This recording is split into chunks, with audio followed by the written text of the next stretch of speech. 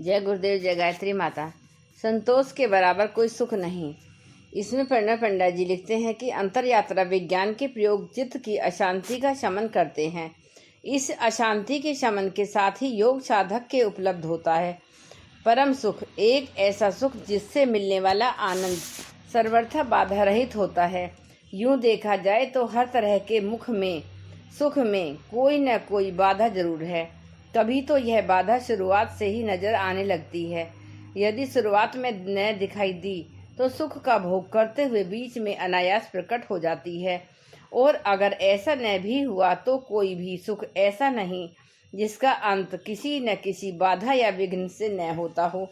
इंद्रियों से मिलने वाले जितने भी सुख भोग हैं उनकी प्राप्ति प्राय बाधाओं से भरी पूरी है। यदि पूर्वकृत पुण्यों के फलस्वरूप यदि ये आसानी से मिल भी जाए तो पुण्यों के क्षीण होते ही रोग संकट की अनेकों बाधाएं आकर उनका नाश कर देती हैं।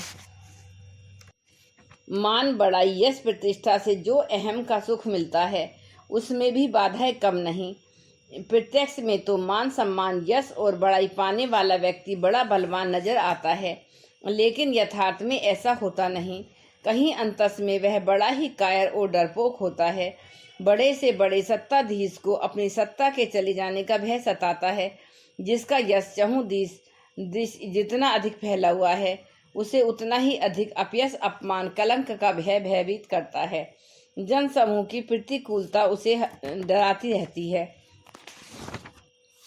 जिसका अहंकार जितना अधिक सम्मानित हो रहा है उसे बाधाएं भी उतनी ही ज़्यादा घेरे रहती हैं। बार बार उसके जीवन में बाधाओं की लहरें और भय के भंवर आते रहते हैं। यह क्षणिक सुख मन को अनायास ही अवसाद विषाद के शिकंजे में कसता जकड़ता रहता है। इससे वही मुक्त रह पाता है जिसका मन शुद्ध हो चुका है। इस शुद्धता की चर्चा पिछली कड़ी में की गई थी। इसमें बताया गया था कि मानसिक शुद्धि से उदय होती है प्रफुल्लता, एकाग्रता की शक्ति, इंद्रियों पर नियंत्रण और आत्मदर्शन की योग्यता। इसके अतिरिक्त यह अनुभव जनित सत्य है कि जो लोग साधक जितनी अधिक मानसिक शुद्धि अर्जित कर लेता है उसके अंतःकरण में विवेक का उतना अधिक प्रकाश फैल जाता है। इस प्रकाश में उसे स्पष्ट अनुभव होता है कि इस नाशवान संसार में कुछ भी पाने योग्य नहीं है, क्योंकि जो भी पाया जाएगा वह किसी न किसी वजह से दुखों की उत्पत्ति ही करेगा। प्रत्येक सुख भोग प्राप्ति की कामना से लेकर इसके भोग के अंत तक दुख ही देता है। अशांति, बेचैनी की असंख्य मानसिक पीड़ाएं इस प्रक्रिया में अनायास ही जुड़ जाती हैं। इनके अनगिन उपद्रवों से बचने के लिए विवेकवान योग साधक अपने सामान्य जीवन में सहज संतुष्ट होते हैं। संतोष के बराबर कहीं कोई सुख नहीं है। यही अनुभूति महर्षि पतंजलि के अगले सूत्र का विषय है। संतोष से उपलब्ध होता है परम सुख। योग विद्या के महान ऋषि एवं आचार्य पतंजलि का यह सूत्र अनेक गूढ़ार्थों को समेटे है। इसका प्रकट सत्य तो यही है कि जो व्यक्ति जितना अधिक असंतुष्ट है वह न केवल उतना अधिक दुखी होता है बल्कि वह उतना ही अधिक योग साधना के लिए अनाधिकारी होता है। क्योंकि अशांत, बेचैन एवं अस्थिर मन वाला व्यक्ति भला किस तरह कैसे योग साधना कर पाएगा। जिसकी ख्वाहिशें चाहतें जितनी बड़ी चढ़ी हैं वह कभी भी स्थिर और शांत नहीं रह सकता। यदि वह किसी वजह से शांत स्थिर होना भी चाहे तो परिस्थितियां और आसपास के लोग उसे ऐसा करने नहीं देंगे। कारण इस छोटे से संसार में संसाधन सीमित है और उन्हें चाहने वाले बहुत। किसी छोटी सी चीज़ के लिए अनगिन ख्वाहिशमंद मिल जाते हैं। तब फिर बड़ी आकर्षक एवं मूल्यवान वस्तुओं के बारे में तो ठीक से कुछ कहा ही नहीं जा सकता। ये चाहते ख्वाहिशें सिर्फ वस्तुओं या घटनाक्रमों तक ही सीमित नहीं हैं। इनके दायरे में व्यक्ति भी आते हैं। प्राय देखा यह जाता है कि आसक्ति, मोह अथवा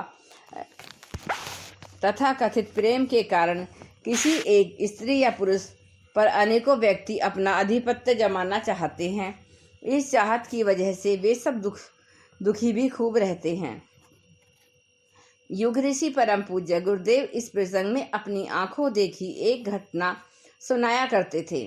उनके अनुसार एक बार जब वह किसी ग्रामीण क्षेत्र से पैदल आ रहे थे तो उन्होंने देखा पास के एक बंजर मैदान में किसी जानवर का मृत शरीर पड़ा है। इस मृत शरीर के आसपास गिद्धों का झुरमुट था जो उसका मांस नोचने में लगे थे। इस मांस नोचने के प्रयास में उनमें आपस में छीना झपटी भी खूब हो रही थी। इसी कारण कई गिद्ध तो लहूलुहान भी हो चुके थे, पर अभी तक सफलता किसी को नहीं मिली थी, क्योंकि उनमें से हर एक गिद्ध का प्रयास था कि वह अपने अलावा किसी अन्य को सफल न होने दे। लेकिन देखते देखते एक गिद्ध ने छल बल कौशल से बाजी मार ली और वह मांस का एक बड़ा सा टुकड़ा नोच कर भाग चला।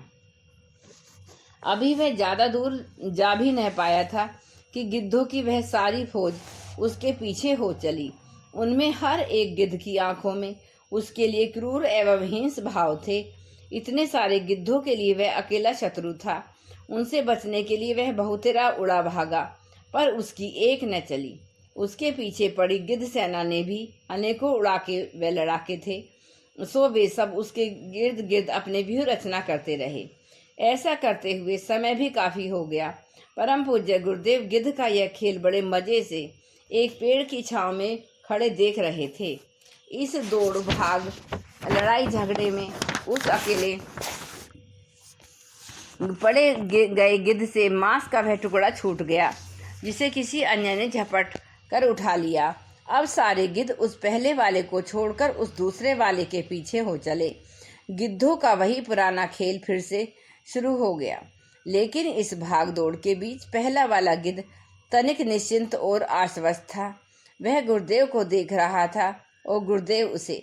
वह यह क्षण ऐसा था जैसे कि जटायु श्री राम को और श्री राम जटायु को देख रहे हों और उसे समझा रहे हों कि सुख संतोष में है। और शायद वह समझ भी रहा था कि सचमुच ही सुख संतोष में ही है। उस गिद्ध की आंखों में अब अस्वस्थ इस घटनाक्रम को सुनाते हुए गुरुदेव कहा करते हैं कि गिद्ध वृत्ति कभी सुखी नहीं रह सकती। जितने अधिक का लालच उतने ही अधिक दुख, उतनी ही पीड़ा, उतनी ही परेशानी। इसलिए तो उपनिषद में भी सीख दी गई है, माँ ग्रंथ लालच मत करो। ग्रंथ शब्द ही लालच का परिचय और पर्याय है। संतोष इसके विपरीत है, क्योंकि यह विवेक की कोख से उपजता है। इसमें ज्ञान की प्रभा है, चेतना का उदरगमन है। योग साधक के लिए संतोष की आवश्यकता एवं अनिवार्यता दोनों है, क्योंकि सुख की लालसाओं में भटका हुआ मन कभी साधना नहीं कर सकता, क्योंकि साधना के लिए साधन नहीं, संतोष की शीतलता में डूबा हुआ साधक मन चाहिए। सचमुच ही जहाँ संतोष है वहाँ परम सुख है। तप द्वारा अशुद्धियों का क्षय। अंतर यात्रा विज्ञान की क्रियाएं, विधियां, अनुशासन एवं प्रयोग योग साधक का परिष्कार करते हैं। यही इनकी सार्वभौमिक एवं सर्वकालिक विशेषता है। कोई भी कहीं पर किसी भी अवस्था में इनकी कैसी ही शुरुआत क्यों न हो, उसके कदम स्वतः ही परिष्कार की ओर बढ़ने लगते हैं। वह अनायास ही स्वयं में पवित्रता व प्रखरता की अनुभूति करने लगता है। योग साधक में पवित्रता व प्रखरता को बढ़ाने वाली इन योग क्रियाओं, विधियों, नियम, अनुशासन व प्रयोग विधियों को भले ही अलग अलग कितने ही नामों से क्यों न जाना जाए, परंतु यदि उन्हें सामूहिक व सम्मिलित रूप से केवल एक नाम देना हो तो वह नाम होगा तप। जिस तरह से योग का शाब्दिक अर्थ भले ही जुड़ना या जोड़ना हो, परंतु इसका भावार्थ अति व्यापक है, ठीक उसी तरह से तप का शाब्दिक अर्थ भले ही उष्णता या तपन हो, लेकिन इसका भावार्थ व्यापक है। योग एवं तप दोनों ही गहरे में घुले मिले हैं। उन्हें एक दूसरे से अलग नहीं किया जा सकता, क्योंकि तप के बिना योग संभव नहीं है और योग बिना तप हमेशा ही अधूरा है। यदि तप किया है तो योग इसका परिणाम है। तप यदि धुलाई है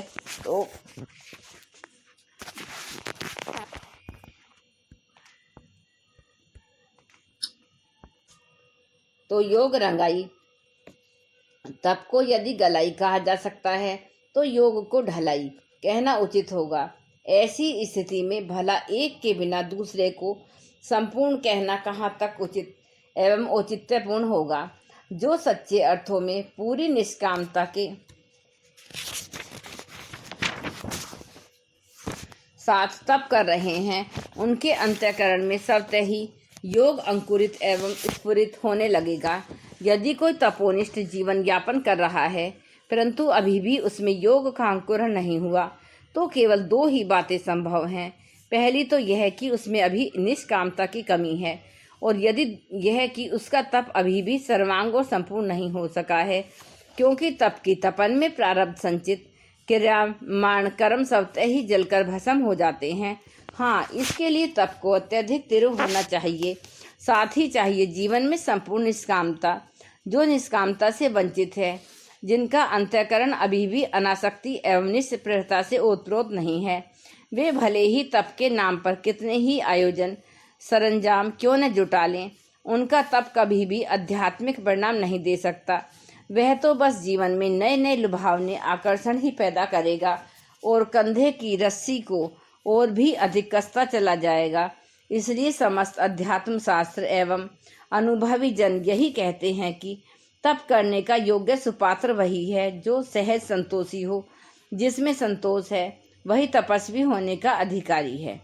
योग कथा की पिछली कड़ी में इसी की चर्चा की गई थी। इसमें कहा गया था कि संतोष से अनुत्तम सुख का लाभ होता है। सुख का जो अनुभव संतोष को अपनाने वाले को पाता है, वह अन्य किसी को भी नहीं मिलता। यहाँ सर्वाधिक ध्यान रखने की बात यह है कि संतोष सात्विक मनोभूमि पर अंकुरित होने वाला सुगंधित सुरभित पुष्पी पादप है। यह न तो तमस के लिए स्थान है और न रजस का। कई आलसी तमोगुण लोग अपने को संतोषी मान लेने का भ्रम पाल लेते हैं, लेकिन आलस्य अथवा अकर्मण्यता का संतोषपूर्ण जीवन में कोई स्थान नहीं है। संतुष्ट जीवन तो संपूर्ण कर्मठता, लेकिन साथ ही निष्कामता एवं अनासक्ति का पर्याय है। इसी तरह जो रजोगुण चाहतों, लालसाओं व महत्वाकांक्षाओं का बोझ लादे हुए अहंकार की पथरीली राहों पर दौड़ रहे हैं, वे भी कभी संतोष का स्वाद पा नहीं सकते। संतोष का सुख तो स्वधर्म का निष्काम भाव से पालन करने वाले मनस्वी व तपस्वी को ही मिल पाता है। संतोष का सुख जिन्हें मिला है, केवल वही यही सही व सार्थक तपस्या का अनुभव कर पाते हैं। इस अनुभूति को उद्घाटित करना ही महर्षि पतंजलि के अगले सूत्र का विषय है। तपस्या अशुद्धियों को मिटा देती है। तब इस तरह शरीर व इंद्रियों की परिपूर्ण शुद्धि के साथ देह एवं इंद्रियों की शक्तियाँ प्रकट होती हैं। महर्षि पतंजलि का यह सूत्र अति गूढ़ है, क्योंकि अध्यात्म विद्या के प्रारंभ से लेकर अब तक तप के बारे में जितनी भ्रांतियाँ पनपी हैं, उतनी किसी और विचार को लेकर नहीं पनपी। परम पूज्य गुरुदेव बहुधा तप को प्रसंग आने पर हंस कर कहते थे, तप के नाम प्राय मूर्खताएं ही मूर्खताएं हुई हैं और हो रही हैं। कोई भूखे रहने को तप समझता है, तो किसी के लिए एक पांव के बल पर खड़ा रहना तप है। किसी की छोटी समझ कहती है कि अपने को भांति भांति से सताते हुए आत्मपीड़न करना तप है। फिर इस आत्मपीड़न के लिए कितनी विचित्रताएं क्यों न करनी पड़े। अपने शरीर पर कीले ठुकवाना, धूप में बैठना, गर्मी के मौसम में आग सेकना और भी ऐसा ही बहुत कुछ तप के नाम पर किया जाता है। तब फिर तप है क्या? इसके उत्तर में युग ऋषि गुरुदेव कहते थे कि तप तो असल अपने अस्तित्व में ऐसी जबरदस्त आग पैदा करने का नाम है जिसमें सारे कषाय कलमश जल सकें, जलाए जा सकें। पर ध्यान रहे, यह आग यूं ही नहीं पैदा होती। इसके लिए चाहिए ईंधन, और यह ईंधन मिलता है अपने व्यक्तित्व की सभी तरह की ऊर्जाओं के संरक्षण से। जो शारीरिक एवं मानसिक एवं भावनात्मक ऊर्जा को भोगों की भटकन से बचाते हैं, वही स्वयं तप की योग्यता अर्जित कर पाते हैं। स्वयं की ऊर्जा का भरपूर संरक्षण यही तप का प्रथम नियम है। यही ऊर्जा तप का ईंधन बनती है। परमात्मा के प्रति संपूर्ण समर्पण ही इस ईंधन में आग लगाने का उपाय है। ईश्वर शरणागत से ही तपस्वी के तप को संपूर्णता मिलती है। इस विधि को अपनाने वाले का चित्त स्वयं ही शुद्ध होता है। रही बात तप में भोजन आदि नियमों की, तो परम पूज्य गुरुदेव कहते थे कि जो स्वास्थ्य के लिए खाता है वह सात्विक अन्न खाता है, जो स्वाद के लिए खाता है वह राजसिक अन्न खाता है, और जो स्वाद के लिए कुछ भी खा लेता है और पेट भर जाने के बाद भी खाता है, वह तामसिक अन्न खाता है। इसलिए तपस्वी को अपने स्वास्थ्य के लिए अनुकूल भोजन उसी तरह ग्रहण करना चाहिए जैसे कि रोगी औषधि का सेवन करता है। भोजन भी औषधि है, इसे औषधि की तरह ही सर्वथा उपयुक्त एवं औचित्यपूर्ण ढंग से ग्रहण करना चाहिए। शेष जीवन में चिंतन, चरित्र एवं व्यवहार को पूर्णतः तपों में बनाना चाहिए। ध्यान रहे सच्चा तपस्वी वही है जिसके व्यक्तित्व में तप हेतु न तो ईंधन कम पड़े और न ही आग मंदी हो। अधिकतम ईंधन और अधिकतम आग ऐसा हो तभी तपस्वी का तप तीव्र होता है। इस तीव्र तप की ताप में शरीर व इंद्रियों की सभी अशुद्धियों का क्षय होकर इनकी स्वाभाविक शक्तियों का विकास होता है। सभी तरह के कषाय कल्मश क्षीण होकर एक अलौकिक तप तेज प्रकट होता है। जय गुरुदेव, जय गायत्री।